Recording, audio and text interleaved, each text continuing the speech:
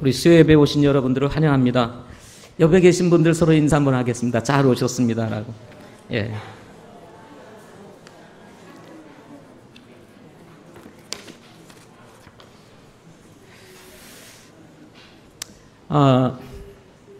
예배당을 건축한 이후 우리가 이 예배당에서 거의 한 19년 이렇게 지금 예배를 드려왔습니다. 지금 이 모습으로 우리가 이제 드리는 마지막 수요 예배입니다. 다음의 수요 예배는 새로운 모습으로 이곳에서 우리 예배를 드릴 것 같습니다. 자, 오늘 우리가 이곳에서 이 모양으로 예배를 드릴 수 있는 마지막 시간입니다. 자, 다 돌아오는 주일도 이제 마지막이 되고 수요일 날은 마지막입니다. 자, 우리 월요일부터 우리 예배당 리모델링이 시작이 됩니다. 그래서 4층, 5층, 중층. 그래서 전부 다 지금 리모델링이 되고 우리 사무실은 오늘부터 이전을 해서 우리 어쨌든 이 주일날 최대한 시간을 전략해서 우리 이사가 마무리될 수 있도록 이렇게 지금 준비하고 있습니다. 날씨가 이제 다시 무더워지는 가운데 있는데 하나님께서 여러분 건강을 축복하시기를 소망하고요. 또 이어질 리모델링 하나님께서 축복하셔서 사고 없이 정말 아름답고 복된 예배 처소가 또 세워지기를 소망합니다. 이를 위해서 여러분 기도해 주시고 또 무질로 헌신해 주셔서 우리 리모델링이 가능케 하신 우리 하나님을 찬양합니다. 지난 수요일 날 저희들 수요 예배를 드린 이후로 제일 많이 모였습니다. 오늘은 제가 몇 명이 모였는지 모르겠어요. 지난 수요일 날 118명, 보통 110명까지는 모였습니다. 우리 경호 형제가 말씀을 전할 때가 110명인가 그랬습니다. 네. 그리고 지난 주일 날이 118명. 최고로 많은 분들이 오셨습니다. 계속해서 우리 수요 예배 경신하는 은혜가 있기를 원합니다. 예. 지난 주일도 올해 들어서 최고로 많이 모였습니다. 300명이 넘게 모였습니다. 예. 우리 300명을 넘어서 우리 400명을 향해서 영혼이 계속 구원받고 변화되는 귀한 역사들이 일어나기를 소망합니다. 예. 자, 오늘 하나님의 말씀은 출애굽기 4장 10절부터 17절까지 있는 말씀 보도록 하겠습니다. 출애굽기 4장 10절부터 17절까지. 출애굽기 4장 10절부터 17절까지. 제가 먼저 읽겠습니다. 모세가 주께 아뢰되 오 내 주여 나는 말에 능하지 못하나이다. 지금까지도 그러하였고 주께서 주의 종에게 말씀하신 이후에도 그러하오니 나는 말이 느리고 혀가 둔하나이다 하매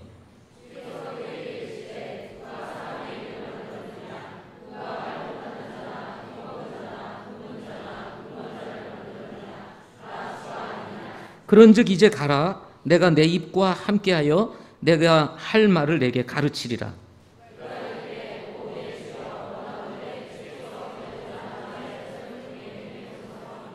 주의 분노가 모세를 향해 타올라 그분께서 이르시되 레위 사람 내 형 아론이 있지 아니하냐. 그가 말을 잘하는 줄 내가 아노라.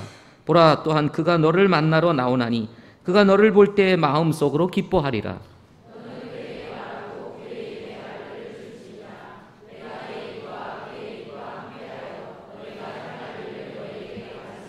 그가 백성을 향해 내 대변인이 되리니 그가 참으로 내게 입을 대신할 것이요 너는 그에게 하나님을 대신하리라. 아멘. 기도하겠습니다. 아버지 하나님, 오늘 저희들이 수요 예배로 모였습니다. 우리의 삶 속에 또 우리의 사역 속에 이것만 고친다면 훨씬 믿음이 자라가고 또 사역이 활성화되어지며 목장 사역이 더 풍성해질 수 있는 이러한 이슈들을 가지고 우리 수요 예배의 말씀을 전하기 시작했습니다. 오늘 두 번째 시간으로 가지는 말씀을 하나님 축복하여 주시고 우리의 모습을 보고 변화되어 내 삶도 풍성해지게 하시고 또 목장 사역도 풍성해지게 하시며 우리 교회가 더 풍성해지는 교회가 될 수 있도록 축복하여 주옵소서. 예수님의 이름으로 기도드립니다. 아멘. 자, 이슈 시리즈로 오늘은 두 번째 시간입니다. 지난주에는 사랑을 오해하지 마세요. 사랑에 대한 오해에 대해서 말씀을 드렸습니다. 오늘은 내재적인 열등감에서 벗어나라 라고 하는 제목으로 같이 말씀을 드리도록 하겠습니다. 내적인 열등감에서 벗어나라 하는 주제입니다. 아담이 범죄한 이후 사람의 내면에 깊숙이 자리 잡고 있는 것 중에 하나가 있는데 그것은 열등감이라고 하는 것이 자리를 잡고 있습니다. 이 열등감은 우리가 인생을 살아가면서 보이지 않는 장애물일 뿐만 아니라 예수 믿고 난 이후의 그리스도인의 삶에 있어서도 믿음이 자라가는 데 있어서 그 믿음을 가로막고 또 마치 우리의 발목을 잡고 있는 것 같은 장애물 중에 하나가 있다면 그것은 바로 우리 안에 있는 열등감이다. 이렇게 말할 수가 있습니다. 이 열등감을 우리가 가지고 있다는 것은 누구나 다 잘 알고 있을 것입니다. 그럼에도 불구하고 이 열등감을 극복하기란 결코 쉽지 않다는 것입니다. 잘 극복하기 어려운 이 열등감은 일반적으로 열등감이 뭐냐라고 얘기를 하면 일반적으로 다른 사람에 비하여 자기는 뒤떨어졌다거나 자기에게는 능력이 없다고 생각하는 만성적인 감정 또는 의식을 일컬어서 열등감이라고 이렇게 이야기를 합니다. 다른 사람에 비하여 자기가 뒤떨어졌다거나 자기에게는 능력이 없다고 생각하는 만성적인 감정 또는 뭐예요? 의식. 두산백과에서 이렇게 얘기를 했습니다. 두산백과에서. 백과사전에서 이렇게 이야기를 했어요. 열등감에 빠진 사람은 자기 자신을 무능하고 무가치한 존재로 여기고 무의식 속에서 자기를 부정하기도 하며 합리적이거나 이성적이지 못하고 불안 심리를 동반한 이상 행동을 보이는 이런 경우도 있다는 것입니다. 항상 경쟁에서 자기는 실패할 것이라고 하는 생각에 사로잡혀 있는 감정, 이것이 뭐냐면 열등감입니다. 열등감. 늘 자신에 대한 가치, 이 가치에 대해서 굉장히 무가치하다고 생각을 하고 자신을 굉장히 무능하다고 생각을 하고 또 자기 스스로 자기 자신에 대해서 부정하는 이런 사실 부정적 감정이 열등감이다. 이렇게 말할 수가 있는 것입니다. 이런 열등감은 세 가지 형태로 나타나는데 하나는 신체적인 장애를 가지고 있을 때 열등감으로 나타나게 된다고 합니다. 특별히 저같이 장애를 가지고 있을 때 다른 사람과 비교해서 다른 사람과 달리 내가 온전하지 못하다고 생각되어질 때 열등감이 작용을 하게 됩니다. 나는 다른 사람보다도 못한 존재구나 라는 생각을 가지게 된다는 것입니다. 그런가 하면 정신적인 상태에서 열등감도 온다고 합니다. 예를 들면 다른 사람에 비해서 성적이 떨어진다든지 아무리 공부해도 오르지 않는다든지 마음 먹고 공부를 했는데 성적이 또 뒤로 오히려 밀려난다든지 이럴 때 찾아올 수 있는 감정이 열등감이라고 합니다. 그런가 하면 남들은 다 열심히 운동을 하는데 난 운동을 못한다. 이럴 때도 열등감이 올 수 있다고 한답니다. 뿐만 아니라 특별히 우리 여성들에게 있어서는 다른 사람에 비해 나의 미모가 뛰어나지 않다라고 생각이 되어질 때 그것이 늘 열등감으로 작용을 하게 된다고 합니다. 요즘은 그 열등감을 만회하기 위해서 어떻게 생각하시죠? 어떻게 하면 내가 나의 이 뛰어나지 않은 미모를 좀 바꿀 수 있을까? 그래서 성형을 한다고 합니다. 요즘은 중학생들이 방학을 기회로 삼아서 성형외과를 찾는 중학생들이 굉장히 많아진다고 합니다. 그런가 하면 사회적인 열등감도 있습니다. 사회적인 것에서 나타나는 열등감. 그것은 학력이라든지 또 인종이나 신분의 차별이라든지 또 내가 말하는 이 언어가 어눌하다든지 다른 사람에 비해서 나는 말을 잘 못한다든지 그런가 하면 옛날 같으면은 왼손잡이일 경우에는 굉장히 그 열등감을 느끼게 되고, 또 예를 들어서 너 왼손잡이냐 하고 사람들이 말하는 한마디 한마디가 굉장히 열등감으로 작용하게 만드는, 지금은 왼손잡이 아무 문제가 없습니다. 그렇죠? 오히려 왼손잡이가 뭐 머리가 똑똑하니 뭐 균형이 잡혔니 무슨 왜 내가 발달했니 뭐 이러면서 상당히 축혀 세워주고 있습니다. 그런데 왠지 우리는 어색하죠. 그죠? 왼손으로 글 쓴다든지 왼손으로 밥 먹는다든지 그러면 어색하죠. 그죠? 예. 어쨌든 이런 것들로 인한 열등감들이 일어나게 된다고 합니다. 그러나 이런 열등감 속에 별다른 원인 없이, 특별한 원인도 없습니다. 신체적인 장애도 없고 정신적으로도 여러 가지 부족함이 없고 사회적으로도 부족함이 없음에도 불구하고 원인 없이 열등감이 주기적으로 나타나는 경우, 이런 경우는 우울증일 가능성이 높다고 합니다. 예. 이유가 특별히 없는데 늘 열등감이 잠재하고, 그리고 뭔가 하여튼 자신감을 상실한 채 뭔가 인생이 의미 없는 것처럼 살아가는 이런 심리적 상태, 감정, 이런 것은 우울증이라고 이야기를 합니다. 따라서 어떻게 보면 열등감은 우울증으로 가는 하나의 길목이다, 이렇게 말할 수가 있을 것입니다. 이런 열등감의 증세는 자기 단점이 폭로될 상황에 직면하면 불안과 공포를 느끼게 된다고 합니다. 예. 자기 단점이 폭로될 상황에 직면하게 되면 어떻게 해요? 불안과 공포를 느끼게 된다.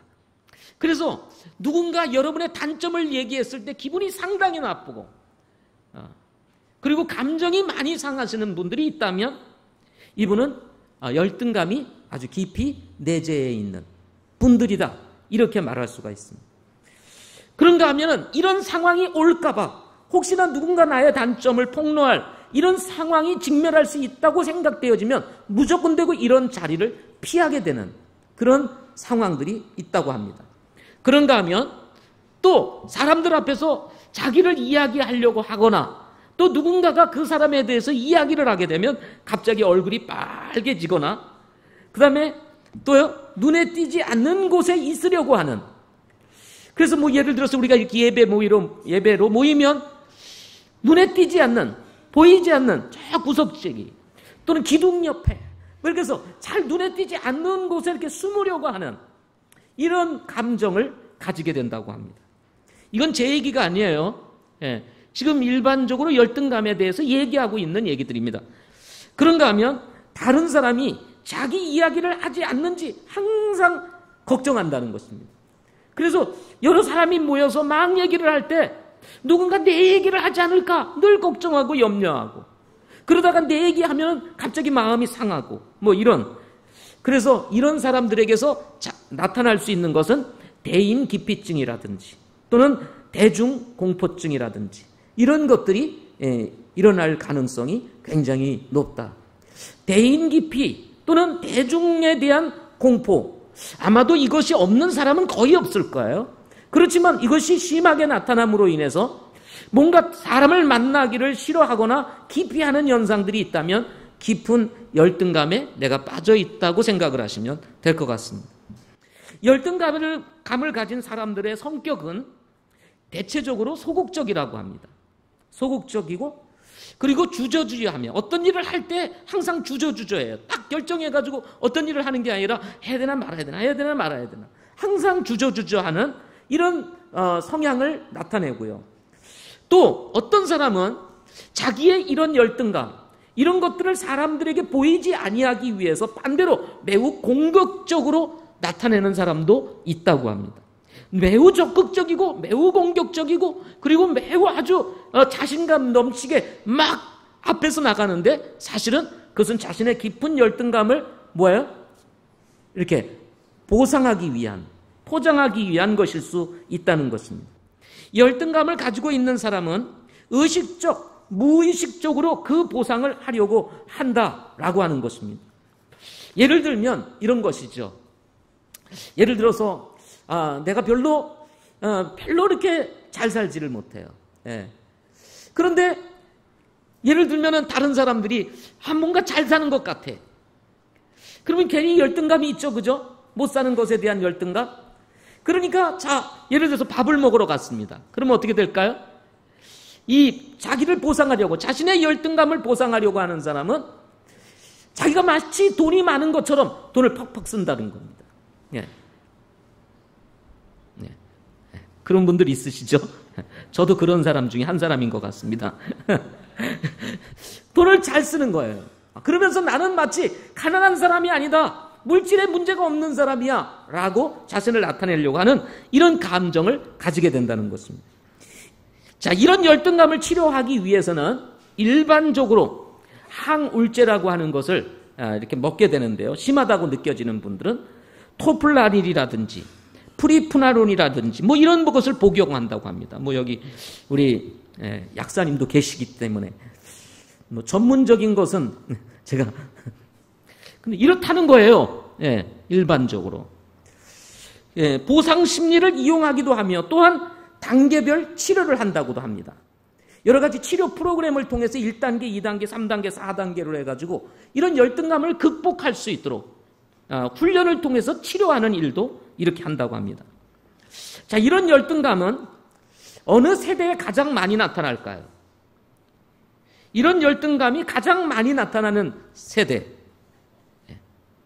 제가 여러분에게 한번 묻겠습니다. 10대, 20대, 30대, 40대, 50대, 60대. 자, 10대다 하시는 분. 상당히 드시네요. 자, 20대다. 본인들이 지금 느끼고 계시는 거죠. 30대. 30대. 거의 본인들이 다 드시는 것 같아요. 40대. 50대. 자, 손 내리시고 60대. 거의 지금 안 드시는 분들은 뭐예요? 난 모르겠다. 이 드시는 것도 제가 지금 10대, 20대, 30대, 40대 이렇게 하면서 손을 들어보세요. 그래도 이 문화적 열등감에 빠지신 분들은 손도 잘 안 들어요. 문화적 열등감에 빠진 사람들은 손도 잘 안 듭니다. 왜냐하면 내가 손든 것을 사람들은 어떻게 생각할까? 이렇게 생각해가지고 우리나라의 이 체면 문화, 이런 문화적 열등감에 빠진 사람들은 잘 손도 안 들어요. 왜냐하면 내가 손든 것에 대해서 다른 사람이 어떻게 생각할까라고 하는 이런 긴장감이 작용을 하다 보니까 그냥 아무렇지 않게 손을 들 수 있는데도 불구하고 안 듭니다. 자, 이것은 통계적으로 실질적으로 나왔는데요. 가장 열등감이 많은 세대는 10대라고 합니다. 10대. 2014년도 통계에 의하면. 10대들은 이런 걸 못 느낄 것 같죠. 근데 10대들이 가장 많은 열등감을 느낀다고 합니다. 퍼센티지가 가장 높다고 그래요. 그 다음에 20대, 그 다음에 30대, 그 다음에 40대, 그 다음에 50대하고 60대인데요. 50대, 60대는 퍼센티지가 비슷합니다. 인생을 살다가 보니까 별로 열등감을 느낄 뭐 그런 게 없는 것 같습니다. 다 깨달아가지고. 그런데 이제 막 아무것도 모르고 막 살아가는 우리 10대 부딪히는 게 너무 많은 거예요. 환경과 상황과 친구들, 이 많은 것들로 인해서 거기다 공부의 스트레스까지. 이러다 보니까 열등감을 가장 많이 느끼는 세대는 10대라고 합니다. 그러면 여성과 남성 사이에서 여성이 많이 열등감을 느낄까요? 남성이 열등감을 많이 느낄까요? 남성이다. 자, 문화적 열등감에 또 사로잡히실 분들은 안 드셔도 됩니다. 남성이다. 네, 좋습니다. 여성이다. 이제 확실히 이제 저는 여러분 열등감에서 벗어나셨습니다. 열등감에서 벗어나셨어요. 여러분 맞습니다. 여러분 잘 하시는군요. 여성들이 남성보다도 여성은 64%, 남성은 36%. 이렇게 해서 여성과 남성의 열등감에 대한 이 비율은 여성이 훨씬 높다고 말합니다. 아마도 이유는 감정적으로 굉장히 예민하기 때문이라는 생각을 가져보게 됩니다. 여기에 반해서 우월감은 열등감과 비교하면 반대적인 측면이 강하다고 말할 수가 있습니다. 자기 자신이 남보다 우수하다고 생각하거나 자기 자신에 대한 평가가 높아진 상태를 일컬어서 우월감이다, 이렇게 이야기를 합니다. 근데 오스트리아의 정신의학자 A. 아들러라고 하는 사람은 이 우월감을 두고 이렇게 이야기를 했습니다. 우월감은 자신이 남보다 우수하다는 객관성은 내포되어 있지 않다. 열등감의 보상 또는 열등감에 대한 방위로서 생긴 말이다 라고 말을 함으로써 우월감이라고 하는 것은 열등감의 반대적 측면으로서 사실은 이것도 역시 부정적 감정이라고 할 수가 있다는 것입니다. 문제는 열등감을 가진 사람은 감정을 자기 자신 안으로 가지고 들어간다고 한다면 이 우월감을 가진 사람은 감정이 밖으로 드러남으로 인해서 이 열등감을 가진 사람은 자기 마음을 상하게 한다고 한다면 자기 자신에게 상처를 줘요. 나는 약해, 아무것도 못해, 나는 할 수 없어, 늘 자신에게 상처를 남깁니다. 그래서 그 감정이 자신 안으로 자꾸 들어가요. 그래서 열등감이 강한 사람은 자꾸 동굴 속에 갇혀 자기 자신 안에 이렇게 갇혀 있기를 좋아합니다.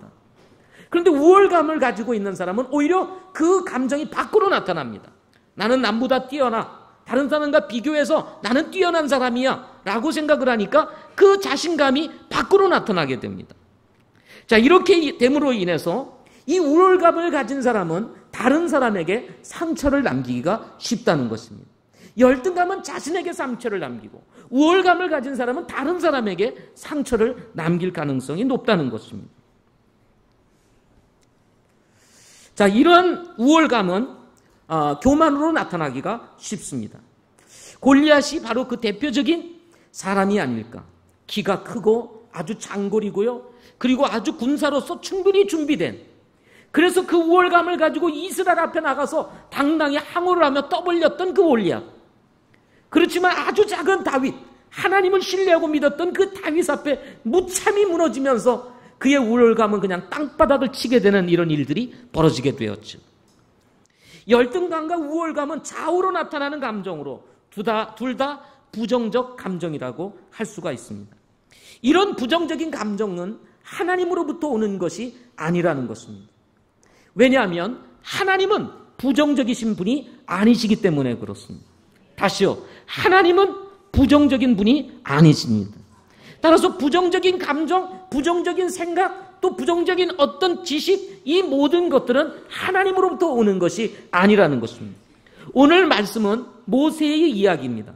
하나님께서 모세를 택하셔서 이집트에 있는 이스라엘 백성들을 구원하시기를 원하셨습니다. 자, 그래서 모세를 부르시고 모세의 신을 벗기셔서 하나님께서 네가 쓴 땅은 바로 거룩한 땅이라는 사실도 보여주면서 하나님께서 모세를 특별히 선택해서 이스라엘 백성들을 구원해낸 하나님의 사람으로 쓰시기 원한다는 사실을 출애굽기 4장에서 나타내 보여주고 있습니다. 그러나 문제는 모세였습니다. 모세. 하나님께서 모세를 부르시고 두 번에 걸쳐서 표적을 보여주십니다. 모세가 가지고 있었던 막대기를 던져봐라 그랬더니 갑자기 뱀으로 바뀌는 것이에요. 하나님이 또 모세에게 얘기를 합니다. 모세야, 그 뱀의 꼬리를 잡아라. 발발발발 떠면서 꼬리를 잡았더니 어떻게 됐습니까? 다시 막대기로 바뀌었습니다. 그래도 모세가 하나님께서 부르신다는 사실에 대한 이 확신, 하나님이 함께 하시면 하나님께서 너로 하여금 이스라엘 백성들을 건져내실 거야 라고 하는 이 확신을 불어넣어 주시기 위해서 다시 한번 표적을 보여줍니다. 그래서 모세에게 말씀하세요. 모세야, 네 오른손을 네 품에 넣어라. 네 손을 품에 넣어라 그랬어요. 그랬더니 품에 싹 넣었습니다. 그리고 싹 빼는데 갑자기 뭐가 들렸어요? 나병이 걸린 거예요. 얼마나 깜짝 놀랐겠습니까? 아니, 품속에 넣었다 빼는데 나병이 걸린 거예요. 이건 나병에 걸리면 그 뭐예요? 죽는 것과 다름이 없는 것이었습니다. 그런데 하나님이 또 모세에게 얘기를 합니다. 다시 품속에 넣었다 빼라. 그랬더니 넣었다 빼니까 원래 자리로 돌아가는 거예요. 이 두 번의 표적을 이 모세에게 보여주셨어요. 그리고 하나님께서 또 모세에게 이야기를 합니다. 모세야, 만약에 내 말을 듣지 아니하거든 강물을 떠다가 취하여 마른 땅에 부어라. 그러면 그 물이 피가 되리라 라고 말씀하시면서 하나님께서 이 모세에게 엄청난 표적과 권위를 나타내 보여줌으로써 모세가 하는 말은 반드시 이루어지고 성취되어질 것이라는 하는 사실을 하나님께서 모세에게 나타내 보여주셨습니다. 그럼에도 불구하고 이 모세는 하나님의 그 부르심을 향해서 뭐라고 얘기를 합니까? 나는 말에 능하지 못합니다 하고 오늘 본문의 얘기예요. 자, 한번 보세요. 10절 말씀 한번 보겠습니다. 모세가 주께 아뢰되 오 내 주여 나는 말에 능하지 못하나이다. 지금까지도 그러하였고 주께서 주의 종에게 말씀하신 이후에도 그러하오니 나는 말이 느리고 혀가 둔하나이다. 여러분, 우리 안에 가지고 있는 열등감이 무엇을 통해서 나타나냐면 바로 말을 통해서 나타납니다. 대부분의 이 사람이 가지고 있는, 내가 가지고 있는 열등감은 언어를 통해서 표현되어져요. 하나님께서 모세를 불러, 야 모세야 이거 좀 한번 해봐. 그랬더니 나 못해요. 나는 말을 잘 못해서요. 말주변이 없어서요. 능력이 없어서요. 믿음이 부족해서요. 늘 자신은 못한다고 하는 생각을 가지게 된다는 것입니다. 하나님께서 말씀하십니다. 모세야 누가 사람의 입을 만들었느냐? 누가 말 못하는 자냐? 기먹은 자냐? 보는 자냐? 눈먼 자냐? 그들을 누가 만들었느냐? 하나님께서 말씀하세요. 내가 아니냐? 하고 11절에 얘기해요. 그런데 그러면서 하나님께서 모세에게 말씀하시기를 뭐라고 말씀하시냐면 이제 가라. 이제 가라. 더 이상 핑계대지 말고 나를 믿고 가라. 하나님께서 모세에게 지시를 하십니다. 그리고는 하나님이 모세에게 이렇게 핑계대고 말주변이 없다고 말하는 이 모세에게 내가 내 입과 함께하여 내가 할 말을 내게 가르쳐 주리라 하고 이 얘기를 해요. 그럼에도 불구하고 모세가 대답하기를 뭐라고 대답하냐면 원하건대 하나님께서 보내고자 하는 자의 손을 통해서 보내세요 하고 얘기를 하는 것입니다. 저는 할 수가 없습니다. 하나님이 원하시는 자 원하건대 라고 얘기를 합니다. 자, 이렇게 핑계를 대고 있는 이 모세를 향해서 하나님께서 분노가 일어나십니다. 분노. 하나님의 분노가 모세를 향해서 타올라서 하나님께서 형 아론을 소개해 줍니다. 형 아론. 내 형 아론이 있지 아니하냐. 그가 말 잘하는 줄 내가 안다. 라고 얘기를 하면서 이 모세를 대변하여 하나님을 대변하여 아론을 이 모세에게 붙여주게 됩니다. 여러분, 이 아론이 모세와 함께 동행하고 그리고 모세의 대변인이 되어서 이스라엘 백성들을 이끌게 됨으로 인해서 이 모세가 겪는 어려움들이 이 성경에 기록되어 있는 것을 보게 됩니다. 이때 하나님께서 모세야 내가 능력 줄게, 내가 가르쳐 줄게, 날 믿고 따라 하고 얘기할 때 예, 제가 그렇게 하겠습니다 라고 얘기를 했다면 아마 아론으로 인해서 겪을 수 있는 어려움들이 사라지고 모세는 하나님의 능력을 직접적으로 경험하면서 위대한 하나님의 종으로서 더 크게 쓰임을 받을 수 있지 않았을까라는 생각을 가져보게 됩니다. 우리는 여기서 모세에게 내재되어 있는 열등감을 만나게 됩니다. 하나님께서는 할 수 있다고 말하는데 모세는 자꾸 못한다고 말합니다. 여러분, 딱 우리의 모습 아닙니까? 딱 우리의 모습. 예. 하나님께서는 우리에게 수없이 말씀을 통해서 말씀하시고 계십니다. 우리는 말씀을 읽을 때 늘 부담을 느껴요. 아, 이렇게 해야 되는구나. 저렇게 해야 되는구나. 또는 우리 목장 사역을 통해서 우리 목자님들께서 우리 목원들에게도 부탁을 할 때가 있을 것입니다. 자매 이렇게 보세요. 형제 이렇게 보세요. 우리 이렇게 한번 해봅시다.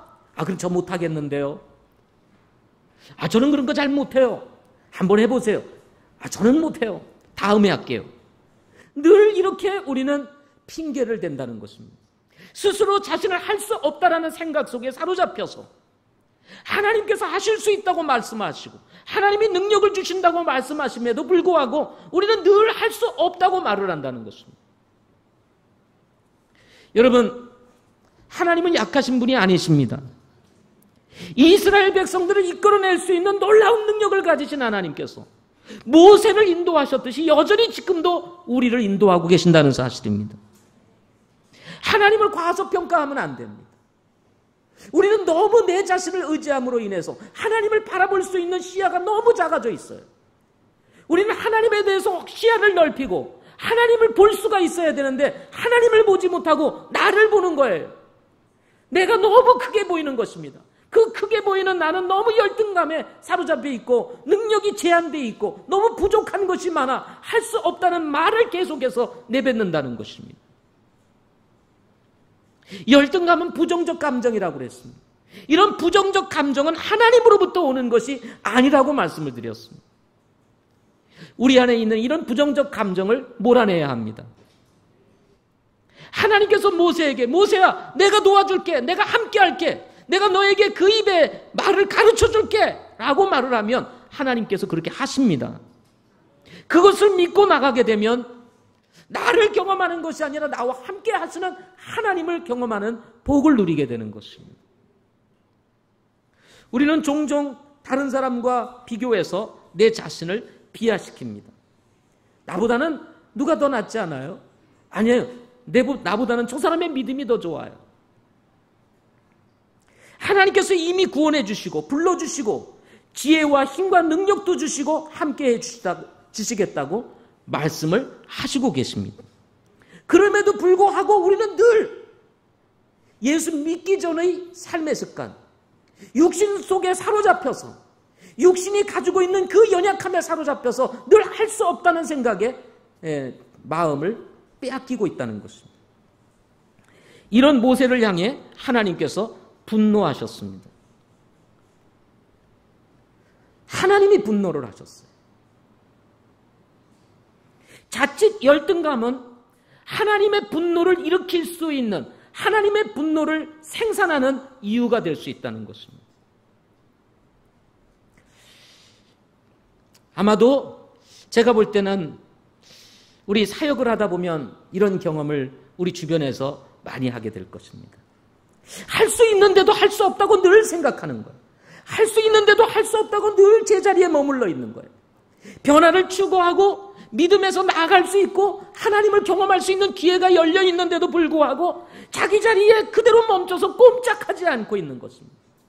이런 사람들을 바라보게 되면 답답함이 그지없을 때가 있습니다. 너무 답답한 거예요. 영적인 시각을 가지고 보게 되면 믿음도 자라고 삶이 풍성해지고 하나님의 은혜가 임할 수 있다는 사실이 눈에 뻔히 보이는데도 불구하고 자신의 열등감에 사로잡혀서 그 자리에 그저 머물러 있는 거예요. 그러다 보니까 믿음의 진보도 없고 삶의 진보도 일으키지 못하는, 하나님을 경험하지도 못하는 이런 삶에 머물러 있는 사람들이 있다는 것입니다. 답답한 겁니다. 하나님이 답답하세요. 하나님이 도와주시고 하나님이 지켜주시고 하나님이 함께해 주시고 하나님께서 가르쳐 주시겠다고 말하는데 할 수 없다고 자꾸 그러는 거예요. 답답합니다. 그럼 뭐가 일어나겠어요? 분노가 일어나는 것입니다. 한국 사람들은 이런 열등감이 사회적으로 팽배해 있습니다. 유교 사회는 늘 체면을 중요시하기 때문입니다.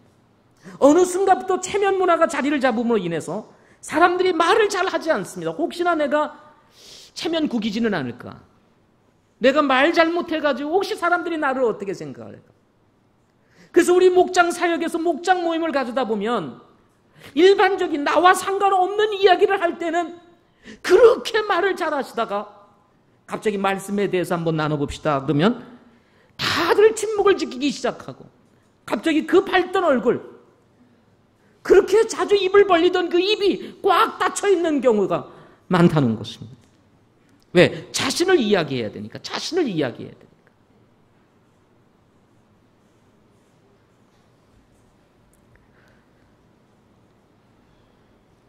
무슨 말을 하려고 하면 얼굴부터 벌개지고 긴장된 근육이 요동을 치는 그런 경우들을 여러분 경험하시죠? 그냥 얘기하면 되는데 여러분 그리스도 안에서는 실수가 없습니다. 아멘? 실수라는 게 없어요. 왜? 우리가 말하는 것은 거의 동일해요. 여러분의 삶이나 저의 삶 그렇게 다르지 않습니다. 비슷합니다. 여러분의 생각이나 저의 생각 거의 비슷해요. 남들 얘기하는 거 보세요. 특별합니까? 목장 모임에서 여러분 목장 모임을 가지면서 얘기 나누는 다른 분들의 이야기를 들어보면 뭐 특별한 거 있으세요? 갑자기 저 하늘을 다녀왔습니까? 천상을 다녀왔습니까? 우리가 알아들을 수 없는 어떤 이야기를 합니까? 아니에요. 우리가 사는 이야기를 하고 우리가 삶에서 경험하고 있는 내 삶의 문제들을 나누는 것을 우리는 충분히 많이 경험했을 것입니다.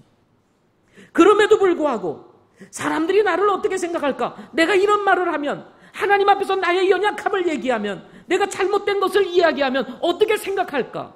또 내 생각을 이야기했다가 혹시 다른 사람들이 나를 어떻게 생각할까? 비웃을까?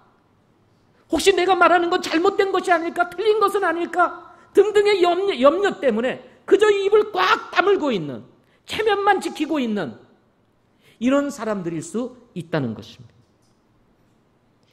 여러분, 따라서 이런 문화적 열등감에서 우리는 벗어나야 합니다.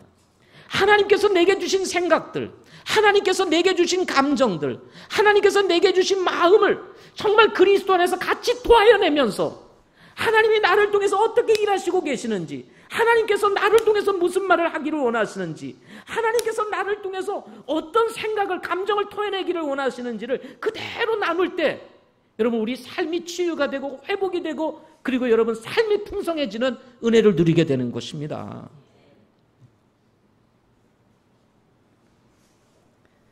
하나님께서는 사람을 하나님의 형상대로 지으셨습니다.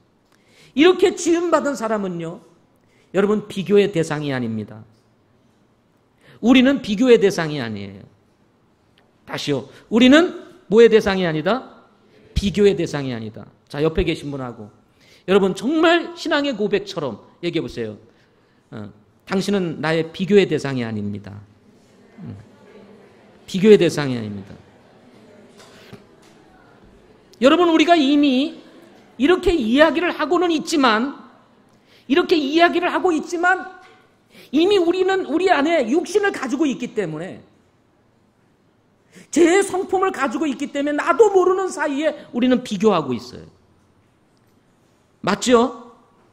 이것은 어쩔 수 없이 우리 안에서 일어나는 어떤 현상들입니다. 그러나 문제는 내가 육신에서 이런 것이 일어날 때 이런 것으로부터 내가 지배를 받으면 안 돼요. 아, 내가 쟤보다 우월해. 나는 쟤보다 나아. 나는 쟤보다 못해. 그러니까 항상 그 사람만 보면 약해져. 근데 어떤 사람 만나면 강해져. 여러분, 이것이 우리의 모습일 수 있다는 것입니다. 어떤 사람에 대해서는 강해지고 어떤 사람에 대해서 약해지는 이런 감정은 좋은 감정이 아닙니다. 우리는 그리스도 안에서 서로 귀한 존재입니다.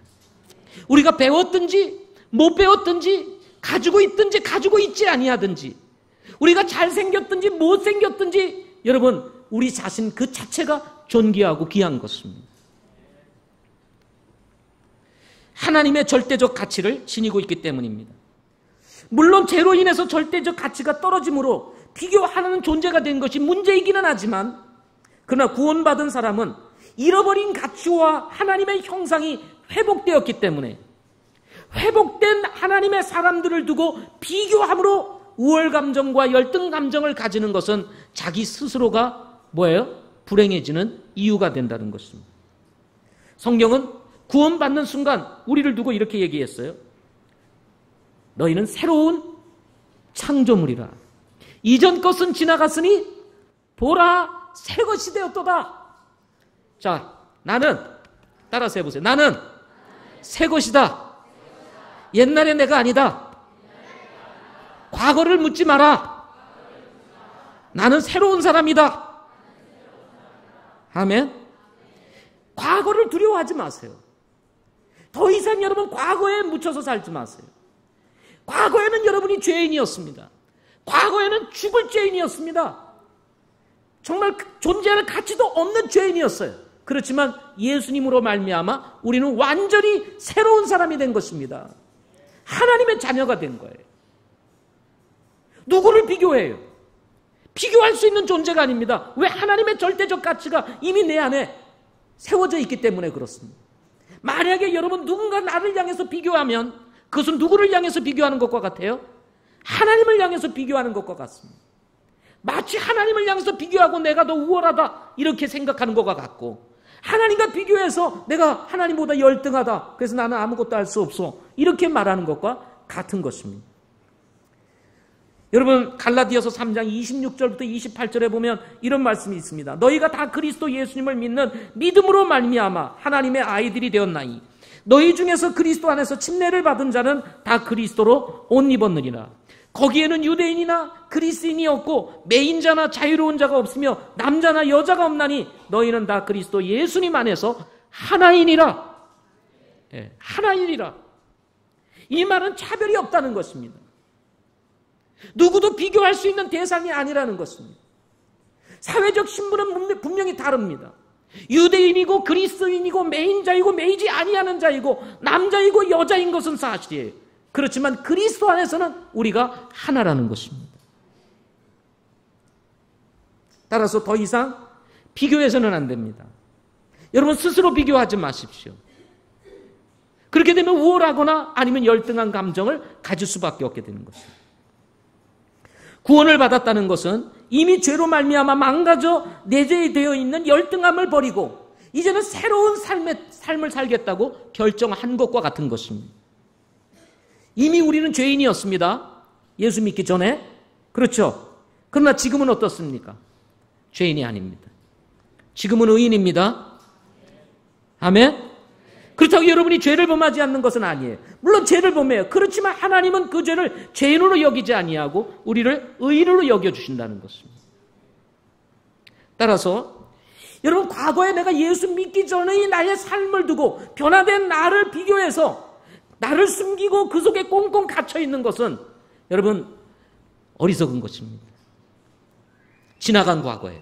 나는 지나간 과거에 이렇게 살았습니다. 나는 예수 믿기 전에 이렇게 살았습니다. 이런 나쁜 사람이었습니다. 이런 못난 사람이었습니다. 이런 더러운 사람이었습니다. 그런데 예수님께서 나를 구원해 주셔서 하나님의 자녀 삼아 주셨습니다.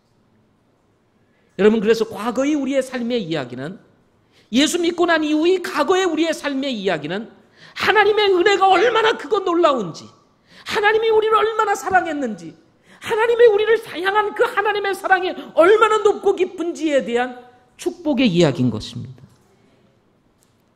내가 못난 사람이면 못난 사람일수록 사도 바울처럼 내가 죄인 중에 죄인이요 라고 얘기를 한다면 그런 심정을 가지고 있다면 여러분 하나님의 은혜는 더 크게 내게 다가올 거예요. 그렇죠?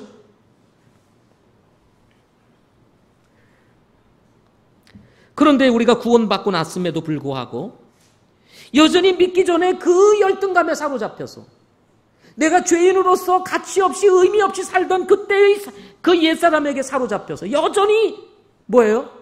여전히 자존감을 잃어버린 채 그 절대적 가치를 잃어버린 채 열등감에 사로잡혀 붙잡혀 살아가는 그런 분들이 계신다는 것입니다. 여러분 벗어나시기를 바랍니다. 아멘. 자, 우리 목장 모임에서 어디에서든 여러분 정말 내가 뭐 우월감이 아니라 주님이 내게 주신 기회를 쫓아 말할 수 있을 때 자연스럽게 성령의 인도를 받아서 말하는 것. 그것은 여러분 교만도 아니고 아무것도 아닙니다. 그건 축복인 것입니다. 자, 이런 사람에게는 모세의 열등감이 아니라 대언자 이사야의 마음이 필요합니다.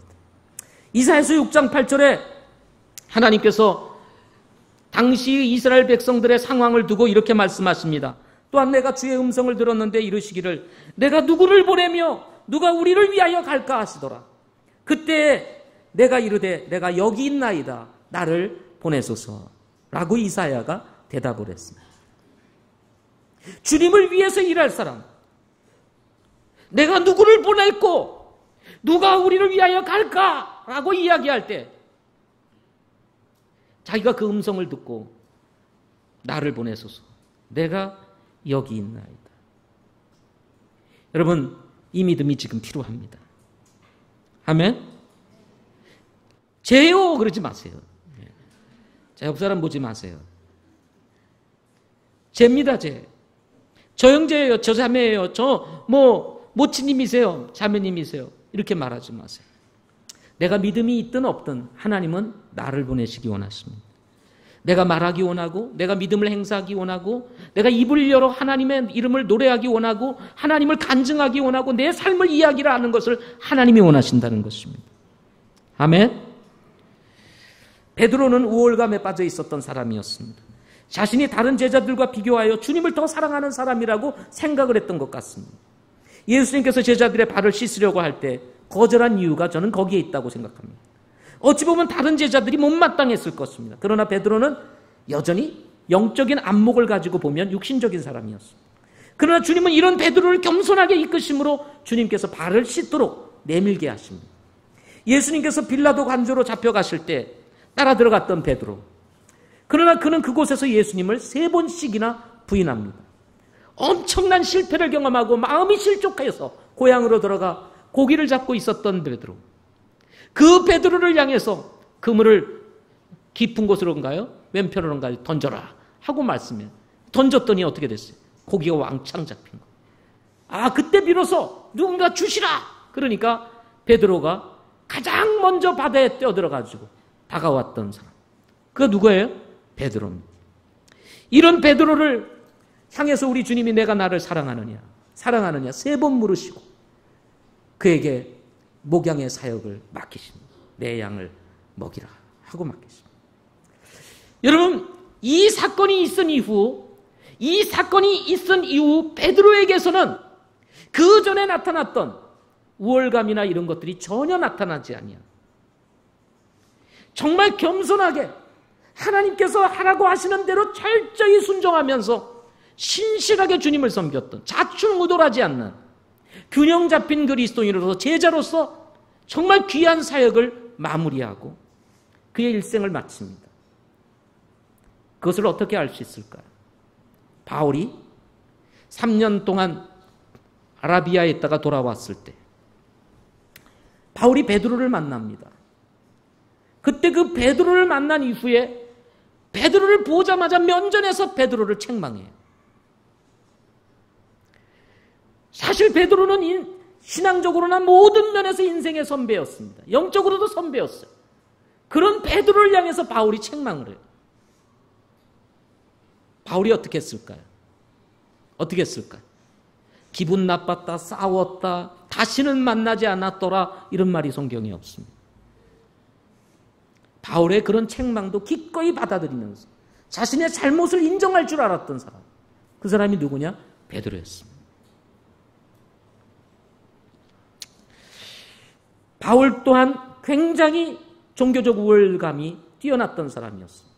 그는 지식적으로도 그 다음에 배경적으로 굉장히 우월감이 뛰어났던 사람이었어요. 그러나 예수 믿고 난 이후에 그는 자신을 스스로 말하기를 죄인 중에 괴수라. 그리고 그가 가지고 있었던 모든 지식을 배설물로 여긴다고 말하며 정말 그리스도 안에서 함께했던 모든 사람들을 존귀 여기며 복음을 전했던 하나님의 사람이 되었던 것을 보게 됩니다. 그는 어디 가서 자신이 뛰어난 존재라는 사실을 이야기하지 않았습니다. 나 이런 사람이야 하고 자랑하지 않았습니다. 할 수 없이 복음을 전하기 위해서 자신이 어떤 사람인지를 간증했던 사람, 그런 사람이 바울이었습니다.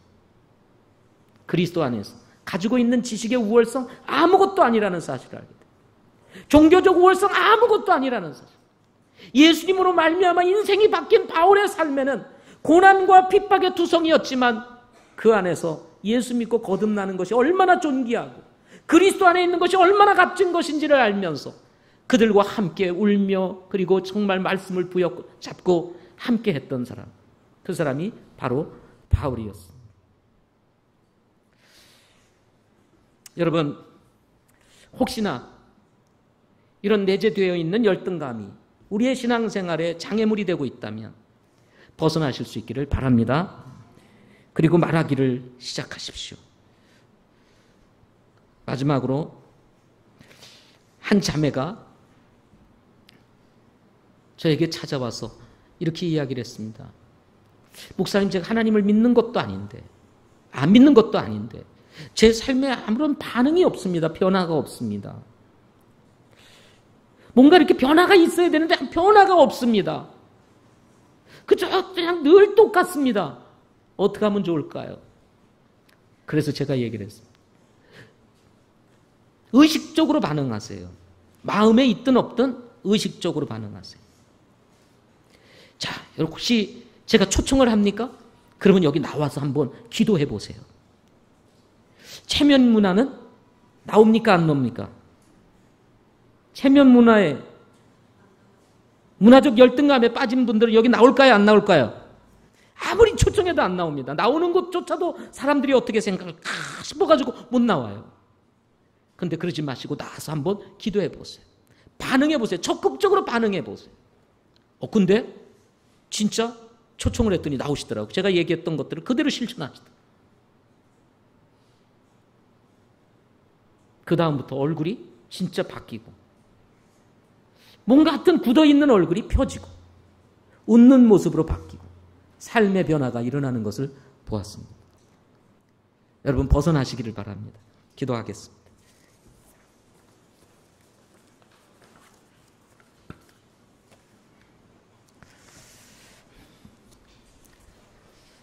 살아계신 아버지 하나님 감사합니다.